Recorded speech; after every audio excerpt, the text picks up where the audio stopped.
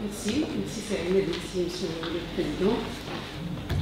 Dans ce travail, je trace le portrait d'un jeune rescapé, et je dis bien haraq, non pas haraq, d'un jeune rescapé d'un naufrage survenu en septembre 2012 au large côte italienne.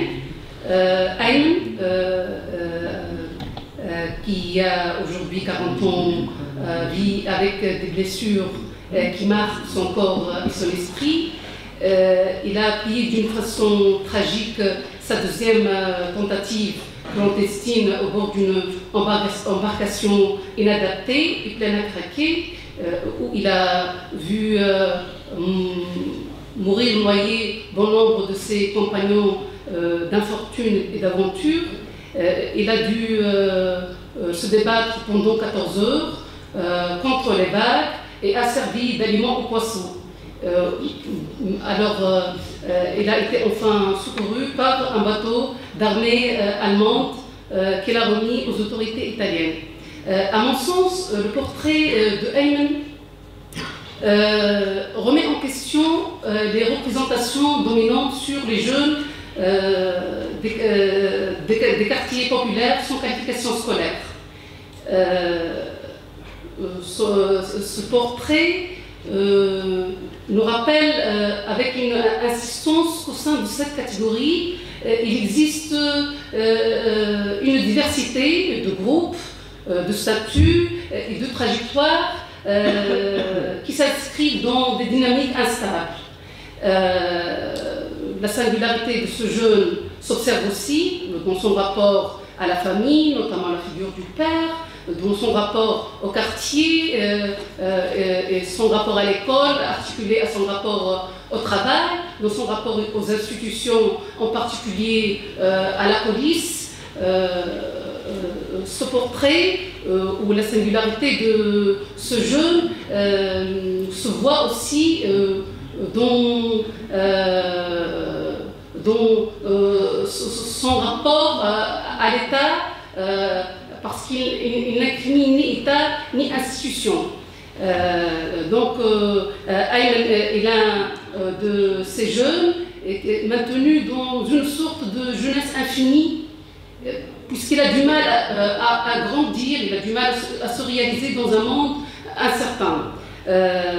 Donc, vivant dans la précarité, il exerce le travail d'un commerçant dans la friperie, dans l'informel, depuis quelques années, faute de moyens financiers.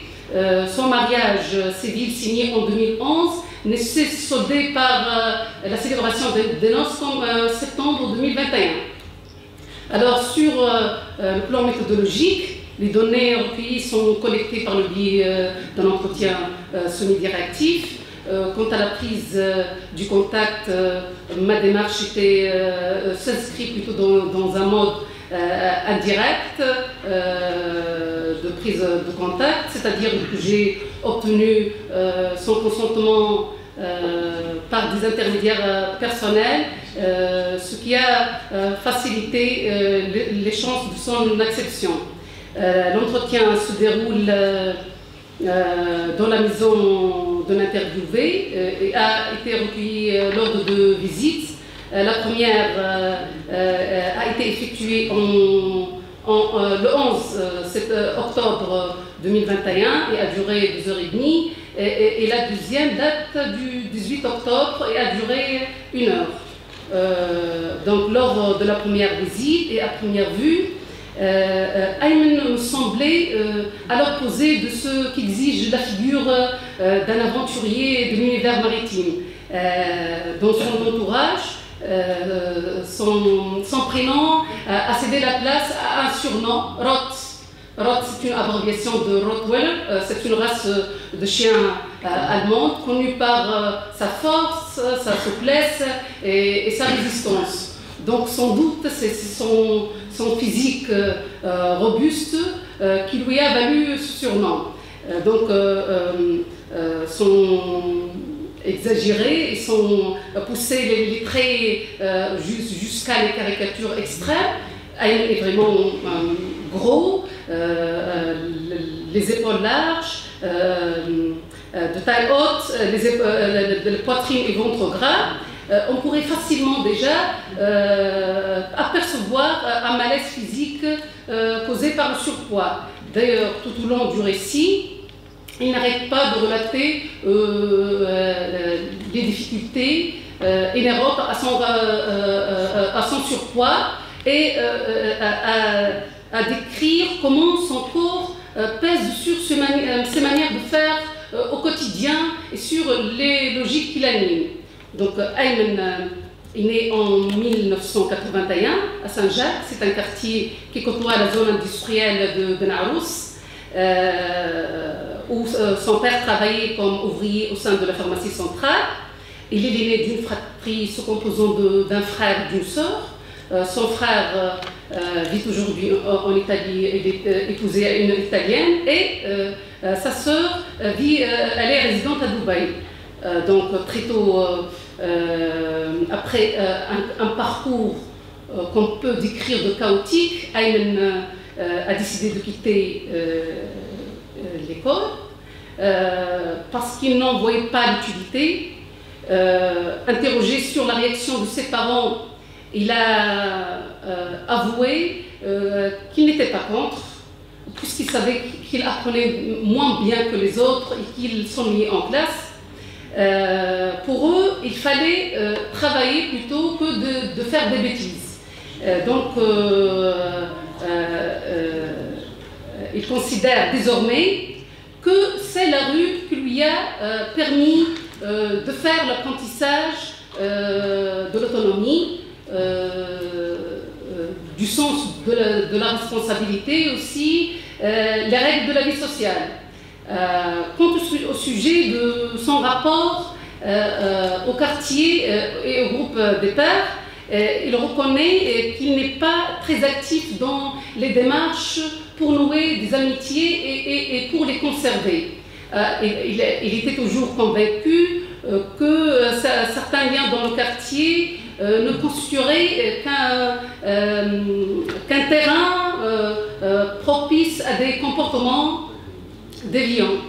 Il est aussi persuadé que ses pairs ne se rapprochaient que par intérêt. On peut, par exemple, l'entendre lorsqu'il dit au bout d'un quart d'heure, il vous demande de lui payer un café ou un paquet de cigarettes. Personnellement, je ne lui donne rien. Quand je vois la fatigue que me coûte mon travail, je ne donne pas ce que j'ai gagné à la sueur de mon front pour qu'il dépense dans l'achat de Zafla. Donc, cette prise de distance a été souvent nécessaire pour Ayman pour s'approprier une identité autonome par rapport au groupe des pairs. Son absence d'investissement dans le quartier, comme nous allons le voir quand nous aborderons sa trajectoire migratoire, s'avère déterminant dans la dynamique solidarité, tension avec ses compatriotes. Alors, après avoir quitté l'école, et n'ayant appris aucun métier, Ayman commence à exercer quelques petits boulots où on peut dire plutôt à monter quelques petits projets, comme l'achat et le commerce d'oiseaux ou comme la vente de jouets. Pour lui, le travail est une expérience de type expérimental. Il le décrit comme une passion, de vendre, d'acheter et de gagner de l'argent. Cela nécessite une intelligence pratique où se combinent débrouillardise, bon flair, souplesse d'esprit et sens de l'opportunité. Il faut l'entendre aussi lorsqu'il dit « Chaque semaine, je mets à côté 80 ou 100 dinars, je n'ai pas d'autres dépenses, ni tabac, ni alcool, ni déviance. Mon seul souci, c'est l'argent. » Pendant l'adolescence, le travail qu'il exerçait s'apparentait plutôt à des tentatives d'une construction d'une forme d'autonomie financière plutôt qu'à des modalités d'apprentissage professionnel. Donc, son récit sur le travail est un récit où s'installe confortablement le thème de l'argent. On peut lire à titre illustratif cet extrait. Moi, je voulais travailler pour gagner l'argent. Très tôt, j'avais une passion. Et là, je suis différente de mes frères. J'adore sillonner les souks. Sidi Abd Salam El Asr. Je fouille dans les vieux objets, j'en achète à 80 et j'en vends à 100 dinars. Mais je ne touche jamais aux objets volés. Donc, pendant qu'il galérait, en empruntant d'autres voies et en diversifiant des stratégies pour sortir de la précarité et trouver un vrai travail, comme il dit, il voyait que certains de ses pères qui ont quitté le pays ont réussi à se réaliser dans cette tailleur qui s'annonçait auparavant infranchissable. Alors, il serait hanté par cette folle envie de conquérir le continent européen. À partir de l'an 2000, Ayman ici avec son frère de brûler les frontières en prenant d'assaut les ports de Harb el-Oued et Herakles. Cette stratégie, on peut la comprendre en la situant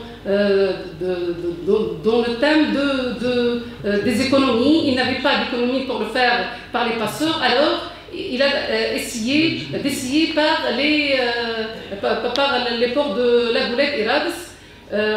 Son frère a réussi de s'infiltrer à l'intérieur d'un conteneur, mais Ayman concluait aussitôt qu'il n'y parviendrait jamais avec son surpoids.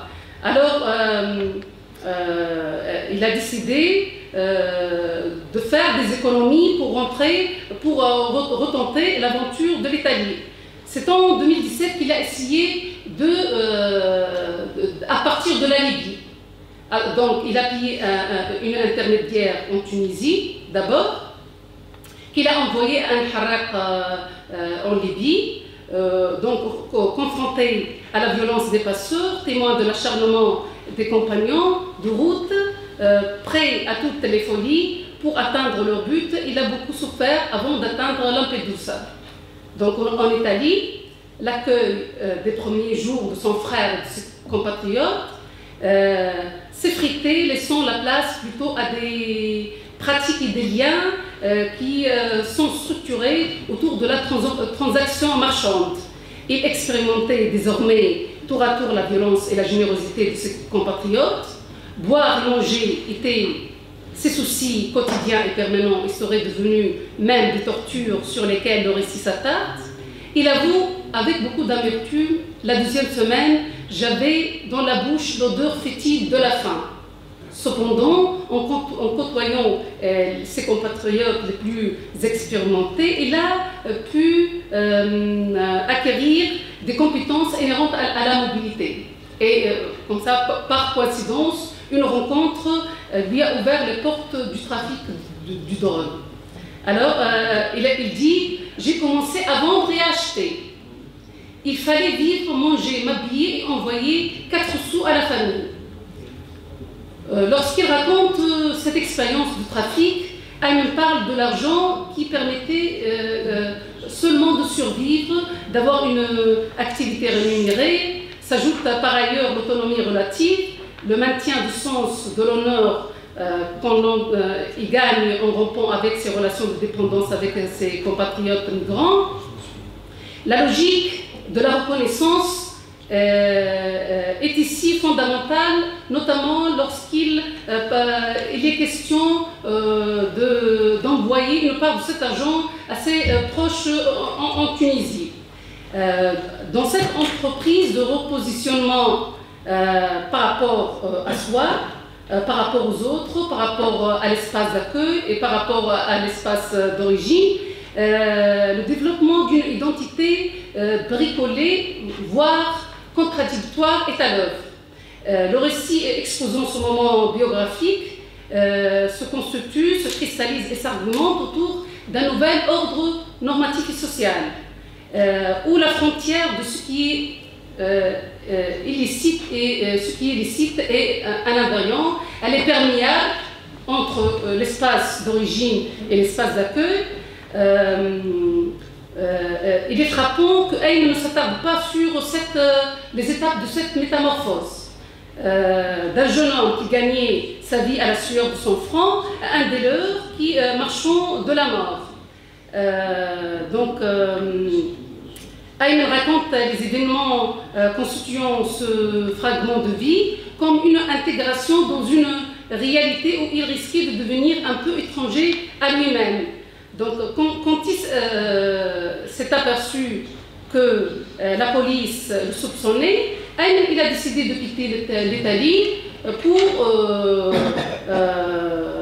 une autre destination plus prometteuse. Donc, il a pensé, d'abord, il a rejoint l'Allemagne, puis la France, et où il n'a vu que des illusions. Donc il s'est rendu au consulat et il est rentré en Tunisie en 2007. Donc le retour n'était pas très accueillant. Son sentiment de honte d'avoir échoué, de rejoindre le pays, comme il dit, les mains vides, était grand. Toutefois, sa rencontre avec une fille du quartier voisin, celle qui allait devenir sa femme, lui donnait sens à la vie. Donc il décrit cette rencontre à la fois comme un moment inaugural et un aboutissement. Ce fut le grand amour.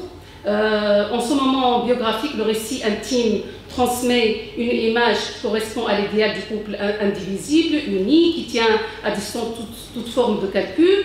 Pour notre interlocuteur, c'est comme il s'agit de se construire à partir de cet autre, sa bien-aimée. Donc les deux partenaires en ce moment se partageaient tout, réflexion, travail, projet, rêve. Cependant, les parents de Aïm s'opposaient à ce projet matrimonial.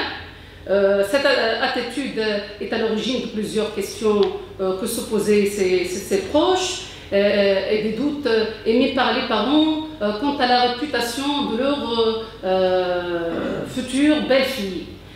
Donc la désapprobation n'a pas dissuadé Aïm de signer son contrat de mariage en 2011 sans le consentement de ses parents. Donc à partir de ce moment, il disait qu'il était pratiquement exclu des courants légitimes de la solidarité familiale. Alors il ne pouvait pas, il était conscient qu'il ne pouvait pas fonder un foyer dans cet espace d'incertitude. Alors il a recommencé de suivre, comme il dit, les voies de Harqa. Après plusieurs essais avortés, il parviendrait à monter un chalutier faisant son départ des côtes saxiennes.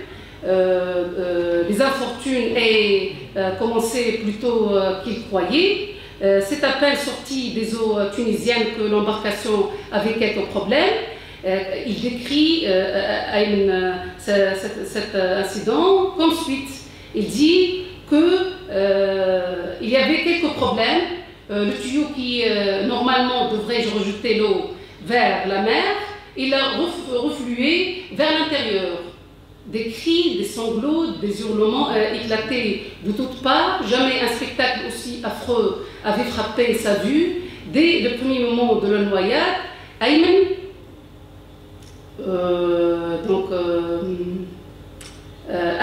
se sent qu'il va quitter l'univers des hommes pour être plongé dans le néant. Certains passagers ont réussi à surnager, d'autres ont été rapidement engloutis. Il a vécu des scènes d'horreur. Un jeune de Sidersine qui, dans la confusion, arrêtait un taxi dans l'eau. Deux frères, l'un d'eux disait à l'autre, dit à maman de pardonner. Tous les deux ont sombré dans l'eau. Il avait senti un frémissement s'emparer de lui. Derrière lui régnait un calme si profond, si absolu, qui lui faisait peur. À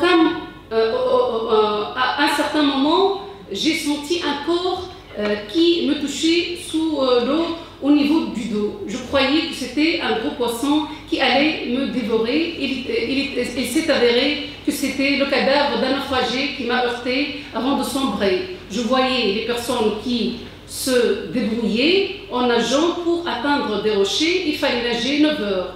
Dans cette situation d'étouffement et d'engloutissement perpétuel, proche d'un supplice infernal, l'air lui-même devenait menaçant. Il se débattait sur l'eau pour avancer, mais les vagues lui retiraient sur la place. Désespéré du salut de son corps, chaque instant, il réagissait bien différemment aux sollicitations du désespoir. J'ai commencé à boire l'eau de mer pour sombrer dans les profondeurs, dit-il.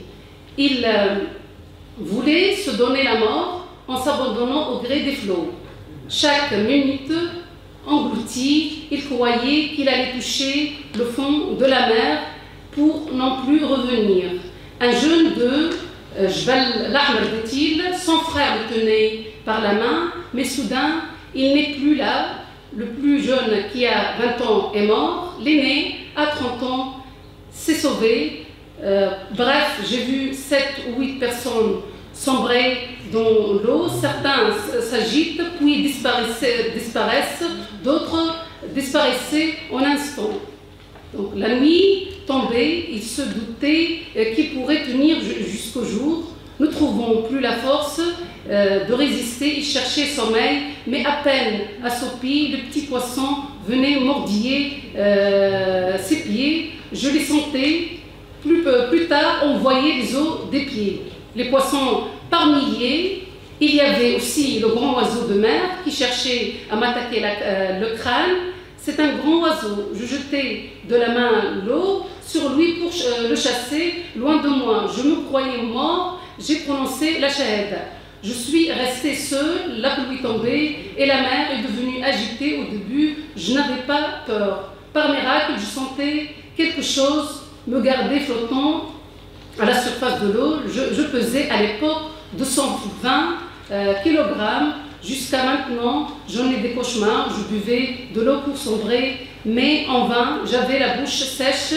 Je ne vous parle pas des intestins. Alors, interrogé sur la chose la plus horrible qu'il ne pourra jamais oublier, il riposta tout de suite. Une jeune est venue près de moi et m'a dit « S'il te plaît, je voudrais être sauvée ». Et j'ai évité car si elle tenait à moi, nous serions noyés tous les deux. Un peu plus tard, j'ai vu quelque chose de jaunâtre sur l'eau qui sortait de sa bouche. Tout au long du récit du naufrage, Ayman rappelle d'une manière incessante qu'il ne pouvait pas se retirer car il était dans un moment où chacun pensait à sa propre vie. Après 14 heures de galère, l'aube lui portait promesse et vie. Il n'a dû son salut qu'un passage d'un bateau allemand qu'il a si dignement remis aux autorités italiennes. Donc, Ayman a été hospitalisé pendant 4 mois avant d'être hébergé dans un centre d'accueil de migrants. Il s'est ensuite enfoui pour regagner encore une fois la piazza où il vendait le drogue, où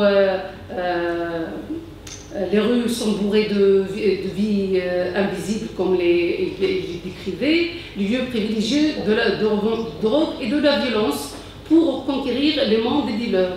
Cette fois, l'installation se révélait moins cruciale. Il est allé il est allé où les repères du licite et de l'illicite sont encore une fois dépassés et violés. Il a travaillé dans le trafic pendant 3 ans. Il a travaillé dans le trafic de drogue pendant 3 ans pour être expulsé après une bagarre entre Tunisiens et Algériens. Cette fois, le retour s'annonçait autrement. Pour le voisinage, dans le quartier, le naufragé rescapé, vainqueur de la mer, se transforme en un héros malgré lui, il semble incarner une humanité privilégiée qui a miraculeusement échappé d'un naufrage. Tout le monde lui demande de raconter l'histoire du naufrage. Le narrateur rescapé est avant tout ici le porteur d'une histoire qui est la mienne, l'histoire d'un groupe et particulièrement celle des disparus à qui il rend hommage. Alors, pour Ayman, regagner l'espace d'origine, c'est aussi regagner le travail licite. Alors, quand il dit l'argent illicite, vite gagné, vite dépensé. En rentrant ici, au bout d'une semaine, je gagnais ma vie licitement. Ma femme avait une bague, nous l'avons vendue à 220 dinars, nous avons fait un dîner et avec 100 dinars, je suis allée au souk Mansobel. J'ai gagné 100 dinars dans une affaire et ainsi de suite. J'achèterai des sacs de jouets et je gagnais ma vie licitement. Alors, dans les arts de rencontre, Ayman est devenu commerçant de frites dans l'informel. C'est un travail qu'il trouve passionnant où ils se sont capables de construire et d'affirmer une identité affranchie de toute forme de domination. C'est un moyen de conquérir un statut social qui lui confère indépendance et dignité. Cependant, ces marchandises sont souvent confisquées par la police. Ayman se sont énormément lésés. Toutefois, il n'incrimine aucune institution à part la police. Il a tendance à incriminer le banditisme des passeurs de frontières qui s'enrichissent sur la détresse des migrants, où il n'arrive pas aussi à tolérer l'avarice de son père, dans une relation où l'argent devient problématique et se révélant comme un mauvais moyen d'échange et même un marqueur de distance. Donc, ces sentiments d'injustice sont donc conditionnés par des situations singulières dans lesquelles les intérêts personnels sont lésés. Je veux simplement conclure. Oui. En guise de conclusion, on peut dire que la souffrance du naufragé est une effraction au cœur de son sentiment d'identité. Devenu phobique de la mer, Ayman souffre aujourd'hui aussi d'une insomnie sévère. Il regarde l'événement du naufrage comme une marque visible et certaine qu'il ne doit revenir jamais sur mer. Son travail dans la rue, comme il dit, demeure toutefois un lieu d'ancrage, vécu comme un seuil qui n'est plus borné par le franchissement de la frontière, mais par la promesse toujours ouverte et à venir d'une bonne vie. Merci.